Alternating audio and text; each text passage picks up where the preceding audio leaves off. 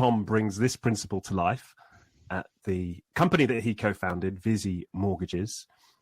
We'll be focusing on the award that they won recently, the Zero Distance Award, and Tom's philosophy and the philosophy they use at Visi, which is centered around the practical implementation of the Golden Rule. We should also say that Tom and I go back, he's a regular guest on my podcast, Being Human, and a quick tease, we're soon to be launching a book podcast, just the two of us, called You Should Read This. So watch out for that. So without further ado, Tom, why don't you give our audience just a little bit of a background to what Visi Mortgages is, and then tell us about this Zero Distance Award and why being small is so beautiful. Yeah, thank you, Richard. It's always nice to be together with you on a conference. Visi is a Dutch company, and we do mortgage advice. So very simple. When somebody wants to buy an apartment or a house, we support, and we choose the best mortgage, and we are paid by the client, so we're not paid by the bank. But that's not the reason I think we are on this conference. We are on this conference because we as a company put our people first and try to avoid as much as bureaucracy, difficult word, bureaucracy, as possible. And we were delighted that we got this award of Thinkers 50 and higher, the Chinese big company, and it was sent to me a couple of days ago. We got it a few months ago, and I have it actually in front of me, and it says, and I read it to you. It's always better if other people tell why we got an award. For its groundbreaking work in seeking to achieve zero distance, eliminating the distance between their employees, their operations, and their customers. That sounds beautiful. I couldn't say it in such nice words, but it means actually very simple. An advisor decides automatically, without any rules, what is the best way to serve a customer. So the idea is the idea of the Golden Rule. Imagine you would be the customer and not the advisor. What would you like? How would you like to be treated by your advisor? And we do this in all dimensions. So to keep it very, very simple. And there is only this rule, the Golden Rule. Treat other people like you wanted to be treated yourself. No handbooks, nothing. Wow. And so what does that mean for your advisors then? How do people sort of respond to by being given this much trust and this much latitude to treat customers how they like? Is everybody comfortable with that, or do some people need some training into it? No, actually everybody is comfortable with that. I mean, I didn't hear anybody complaining about that. I mean, there is this, let's say, formal education just for regulatory purposes, but the funny thing is we don't need rules in normal life. So probably at home you don't have a constitution or a handbook how to treat your children or your partner or your parents, etc. So it's very interesting that in normal life we know exactly how to treat others. We also don't do a kind of yearly performance talks with our partner or decide on bonuses at the end of the year. So the normal thing is just to take the perspective of the person in front of you, doesn't matter in what kind of, let's say, setting, and just imagine how would you like to be treated. And it doesn't matter if you are a client or a supplier or even society or even nature, this principle always works. Right. And as I understand it, this has meant that not only are you getting great feedback from your clients, but in terms of the way that your staff experience Visi, did you not win the Best Place to Work award? Is that right as well recently? Yeah, we were very lucky. We're third 3 years in a row in the Netherlands, we were number 1 in the small category. This year it was the last time we were in the category until 50 because we're already 60 people now. And this year we also got the number 1. We're the winner in Europe, also in the small category. So yeah, that was very nice. And actually the reason was that people felt very secure and informed, because at the beginning of the COVID crisis we said the only goal we have is to keep everybody on board, and we also said we're not going to fire anybody. It's about solidarity, and I think in times of crisis, and we also discussed this on one of your podcast episodes on being human, that in times of crisis people expect and want to show solidarity with each other. And that's what we did as a company. And I think that was the reason we became number 1 in Europe. Right. Yes. Great. Well, we've got our first question here. This amount of trust to advisors means you have to find the right people for the job. Do you have specific rules, stroke methods there? Yeah. Is that the one place you don't have a rule? Is is the one place you have an absence of rules in hiring, or is even that just, you trust your people to make their own hiring choices? I think it's a double question. I think everybody actually would like to act following this principle. Doesn't matter what aspect of life. And the second question, the teams decide themselves who to hire. So it's a decentralized way of hiring. So we try to avoid staff functions and what is called HR. Normally we dislike the word HR because people are not resources, people are human beings.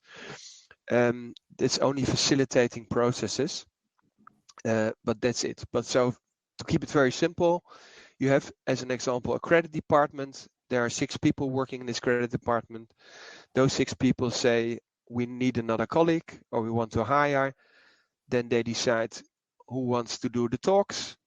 And then 4 of those 6 people want to do these interviews, and everybody has a veto, and nobody has to explain why they don't think this colleague, for instance, doesn't fit to the team. So it's a very decentralized way of hiring, and it's all about a decentralized way of trusting each other, which, let's say, for other people in the other part of the company, or as the co-founders, sometimes I would like to grow faster, but it's always about accepting the trust of the colleagues in the team. It's their decision who to hire. Yeah, right. That makes sense. And you said something there. We've been back and forth about this question of what's the role of a leader in such a decentralized organization.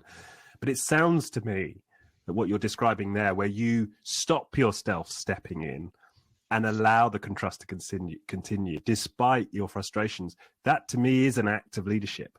So is there something here about leaders of organizations such as Visi having to live the principles and act in accordance with them, even if it's frustrating for their own ambitions?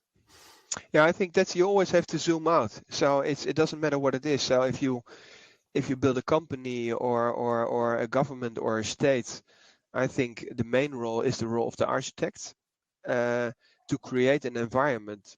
So that doesn't mean that we don't ask our people, what can we do? But it's a very defensive way of supporting. So we asked, for instance, in the COVID crisis, we asked, what kind of environment do we have to create that you want to work your whole life at the company? So this kind of questions we ask, but we're not telling them how to do their work or who to hire or how to manage the processes. That's not the role if you really want to create something. But it's the most difficult thing is that you have to create an environment to unlearn and to create an environment where people are willing and experiment to take responsibility. And that's something which is difficult sometimes, because we're all raised in this way of at school, where somebody tells there's only one right way, and we're waiting for somebody to tell us what is the right way. So it's really about facilitating. Yeah, the leader as architect, the leader as facilitator. I like that. But also, it does sound to me like there's something about holding the principles. There's something there. You had to stop yourself stepping in and speeding up the hiring to stay consistent with the principles. Is that a sort of a frequent challenge for leaders in organizations like Vidi? Not really, because let's say if you create an environment, and I also have to add that we have fixed salaries, no bonuses, fixed salary increases. So but that takes time, to be honest. But if you have this environment where people can exchange in a safe setting and ask each other, then it goes automatically. So it's, in the end, it's about common sense. And if you just, let's say, feel insecure about something, you ask your colleagues. But it's this collective knowledge of the team, which is always superior to the individual knowledge, but the team will always be more virtue oriented than, let's say, money or whatsoever oriented. So the collective intelligence, but also the intellectual virtues of a bigger group always outweighs the interest of individuals, which you also see in societies, by the way. Yeah. No. Well, and that's what we understand from the research on collective intelligence, that collective intelligence is always superior to the most intelligent individual in any group. So it sounds like you're experiencing that at Visi. And it's even in the research, the collective intelligence of the group is bigger than the individual. Doesn't matter what subject. So even if a group doesn't know in a technical way about the subject, the collective intelligence of a group is always better than the individual, which I find very interesting. Yeah, no, it's fascinating, the research on that, and it runs counter to, I guess, the narrative in society that individual geniuses achieve the heights of intellectual accomplishments as opposed to groups. There's something else in this question I think it's maybe worth reflecting on. Do you find the right people? So you had a career in large corporations before you founded Visi. Is there anything you notice about the colleagues and the types of people you worked with in your prior life versus those that you now work with at Visi? Is there any difference in the profile that Visi attracts? It's a very good question. And I think, yes, there is. So this kind of cultures, and I think we're not an exception. So a lot of small, medium-sized enterprises have more or less the same culture we have. I think it's more focused on the team. So this kind of I would say being human, or being more humble. So it's much more, what's my role in supporting others? So it's not this big purpose, although let's say we want to change this financial industry, but in the end, if you work together, it's about supporting others. It's a little bit like a very good soccer team, where it's much more about playing together than trying to be an individual excellent player. Right. And that's something which, if everybody does this, and there is an enormous focus on the team performance, it makes also a lot of fun to play together. Some people. Yeah, go on. Sorry.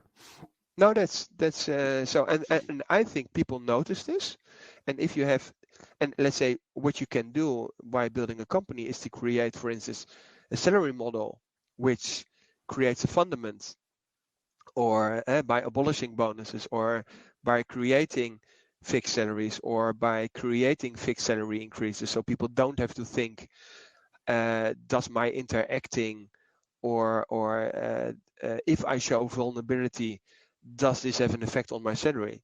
And that creates a kind of collective psychological safety, which creates an enormous performance, and it creates an enormous atmosphere of helping each other. So let's say not only in these times of crisis, but let's say if somebody has parents at home or grandparents at home who are sick, then all this information is shared, and somebody checks in the morning and says, Richard, my grandfather is sick. I have to help my grandmother, and everybody says, Richard, take care of your grandmother, or take Right. care of your grandparents. What can I take from your calendar? And if people start to do this kind of stuff, it's all about reciprocity. Yeah. Just reminds me of a friend of mine who was cascaded by her boss recently for daring to take her car to the garage, which meant she was like half an hour late for work. And her boss demanded to know why she couldn't get her car fixed at the weekend. I mean, that's the sort of level of culture that exists in some places. I mean, it's so contrasting to what you're describing. What is perhaps interesting for people, because we're still in the COVID crisis, and there's also this link to those awards, although it's not about winning awards. Awards only may be an indication that something in certain companies is going in the right direction. But I think what is interesting to share is that at the beginning of the COVID crisis, where nobody knew what would happen March last year, we had a kind of traffic light system, red, orange, and green, and we just asked ourselves which colleagues are in what category. And the red part of the traffic light were those people who had partners who worked in hospitals or in some kind of crucial professions, and we said to them, you don't have to work. So because there was also people had to do homeschooling, for instance. So if you have 2 children and your partner has to work in the hospital, then you can't work because everybody was sitting remote at home. So what happened? Those people who were in this red category, they felt very much taken care of by their colleagues, and what did they do? We thought, okay, they will not work at all. No, they didn't. They worked in the evenings and supported their colleagues. And then you had this category. In the orange category, there were those people who had to split, let's say, the work, because let's say both were working at home and had children. I was in this middle category, and then you had to take care of the kids half of the day, and your partner had to take care the other part of the day. And I worked, for instance, then half of this day in the evening and just compensated it. But everybody did. So there was an enormous security of, you didn't have to be afraid of losing your job, and everybody was in a way finding out how can we work together as a team, but still give priority to the situation, for everybody in the individual level, so to say. Yeah, and I think that's something that's true of many of these highly decentralized organizations, is they're very resilient. You know, we see that with Handelsbanken, came through the financial crisis, grew during the financial crisis. The other famous example that some people may know, Semco in Brazil, a big industrial firm that went through numerous economic crises and came through unscathed. So we've got another question here. Just curious, but how about the absences / holidays? No rules there? ? No, we don't have the culture of, let's say, which is sometimes see that you can have holidays whenever you want. We just have a kind of fixed amount of holidays.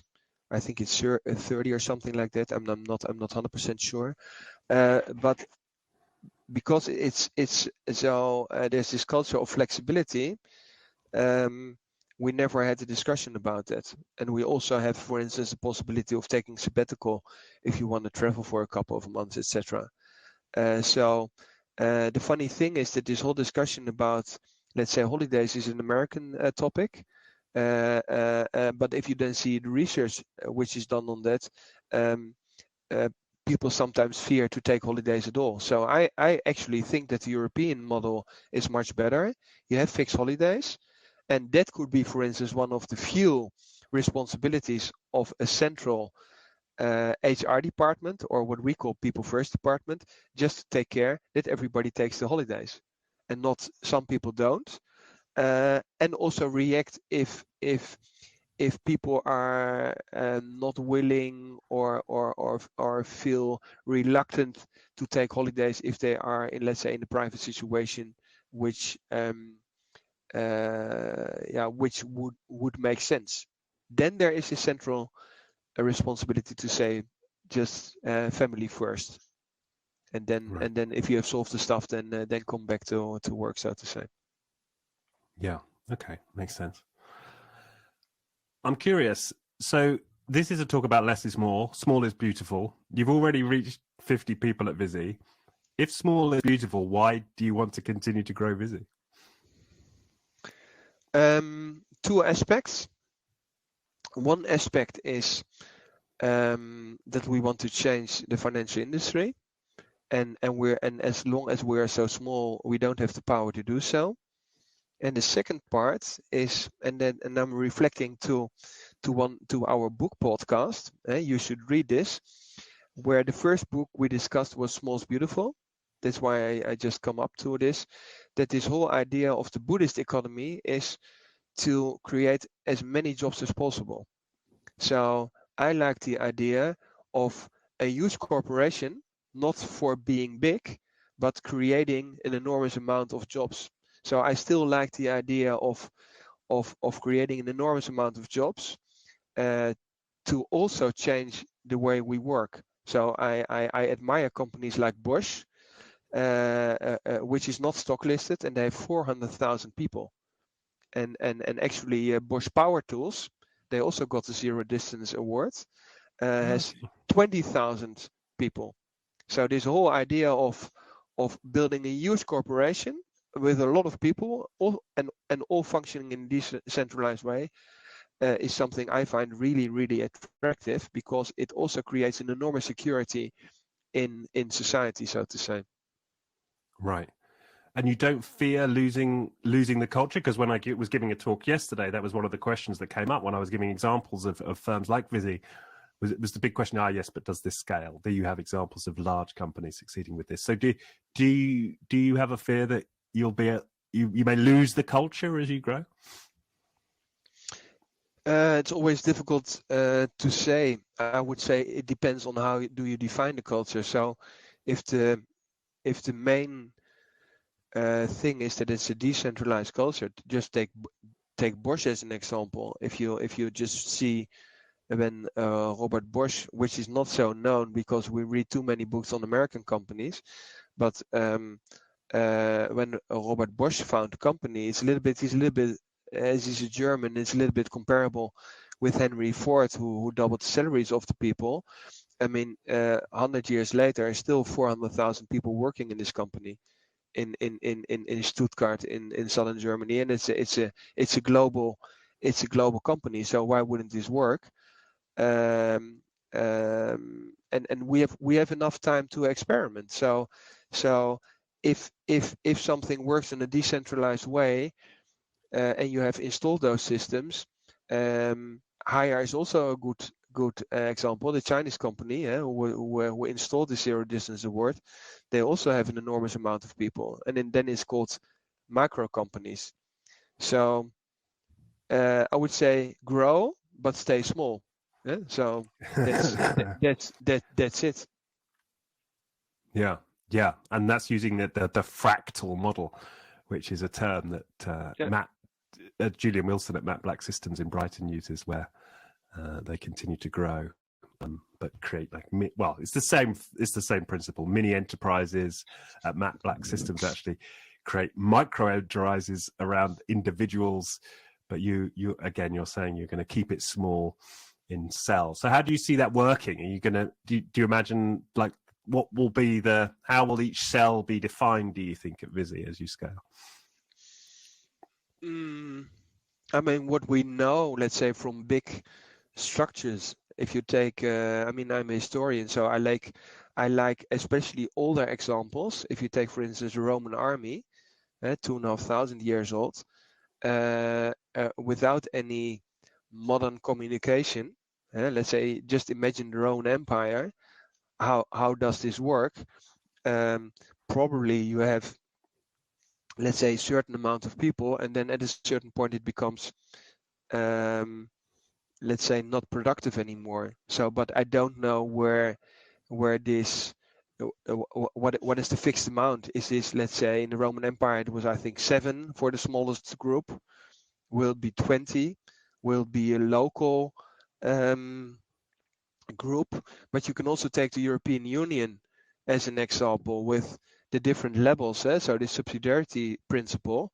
So you have small cities or small neighborhoods, but you can still have in Europe, I don't know, 350 million people. So as long as you are able to define where the responsibility is, I think the responsibility of people where they live is the neighborhood. So I think the city is too big. I think it's about the neighborhood where people know each other. But why wouldn't you be able to install, let's say, fixed rules or flexibility on this level of a neighborhood in whole Europe? Because you already have cities, and we have provinces, and we have national states, and we discuss foreign policy in national parliaments, and we don't discuss this in a city, so to say. So I think it's all about architecture.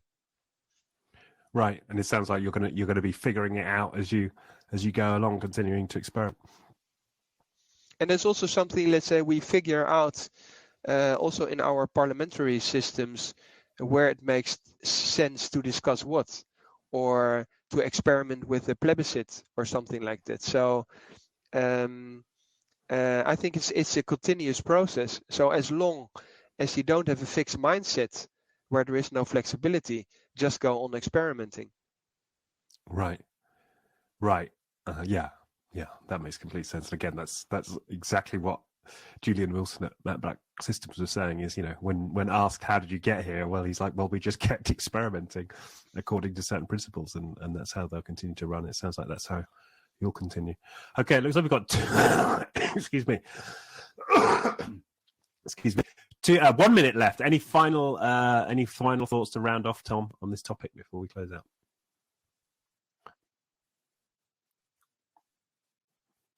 Operations like we reflect on the states. So we are with our parliamentary systems in a very interesting phase. On the one hand, you have demagogues, etc. On the other hand, you have a lot of people practicing a very local ways of cooperation. And I think we have to do the same in big corporations. Right. Okay. Well, it looks like we're just about up on time. Thank you very much. And for those who are interested, oh, go on, come in.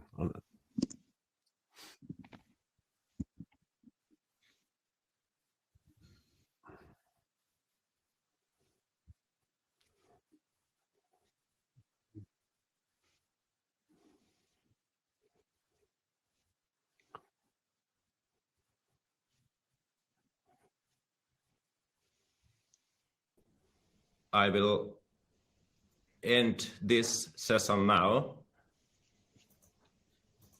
and we will see you in the Lizards talk.